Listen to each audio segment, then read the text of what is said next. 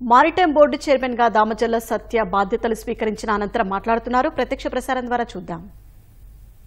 కొండపల్లి శ్రీనివాస్ గారు గాని, కొల్లు రవీంద్ర గారు గాని, అనగాని సత్యప్రసాద్ గారు గాని, గొట్టిపాటి రవి గారు గాని, అలాగే మా శాఖకు సంబంధించి గౌరవ మంత్రివర్యులు బీసీ జనార్దన్ రెడ్డి గారి ప్రోత్సాహంతో కూడా దీన్ని ఇంకా పూర్తిగా ముందుకు తీసుకెళ్తామని కూడా తెలియజేసుకుంటూ, ఈరోజు నా పైన నమ్మకం ఉంచిన మన యువ నాయకుడు నారా లోకేష్ గారు ఏదైతే కుండేపి నియోజకవర్గంలో యువగలంలో మీ అందరికీ ఒక మాట ఇచ్చారో, సత్య భవిష్యత్ నాది, వాడిని నాకు వదిలేయండి అని చెప్పాడు మీ అందరి ముందు. ఆయన ఇచ్చిన మాట తప్పకుండా ఒక మంచి పదవి నాకు ఇచ్చినందుకు మనస్ఫూర్తిగా ఆయనకు ధన్యవాదాలు తెలియజేసుకుంటా ఉన్నా.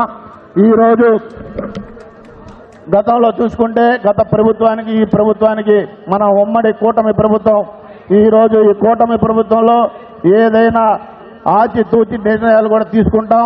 అందరినీ కలుపుకొని తప్పకుండా ఈ నిర్ణయాలన్నీ పూర్తి చేస్తామని, రాబోయే రోజుల్లో సుమారుగా 14 ఫిషింగ్ హార్బర్లు కానీ, ఇంకా 3 పోర్టులు మనకి బందర్ పోర్టు కానీ, రామాయపట్నం పోర్టు కానీ, మూలాపేట పోర్టు కానీ, ఇవన్నీ ఈ 5 సంవత్సరాల్లో కూడా పూర్తి చేస్తామని, సుమారు 20,000 కోట్ల రూపాయల అభివృద్ధి కార్యక్రమాలు జరగాల్సి ఉంది.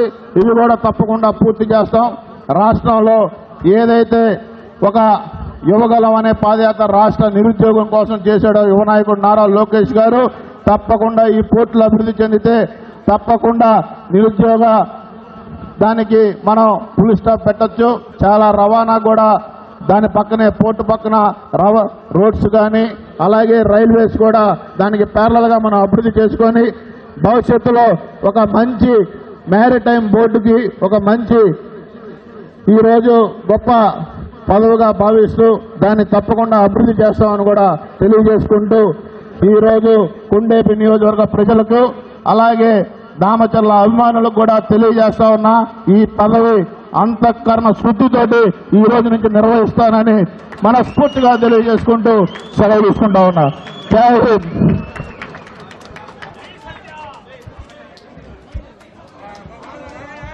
మారిటైమ్ బోర్డు చైర్మన్ నూతనంగా ఎన్నికైనటువంటి దామచర్ల సత్య గారికి ఏర్పాటు చేసిన సన్మాన కార్యక్రమానికి అధ్యక్షత వచ్చినటువంటి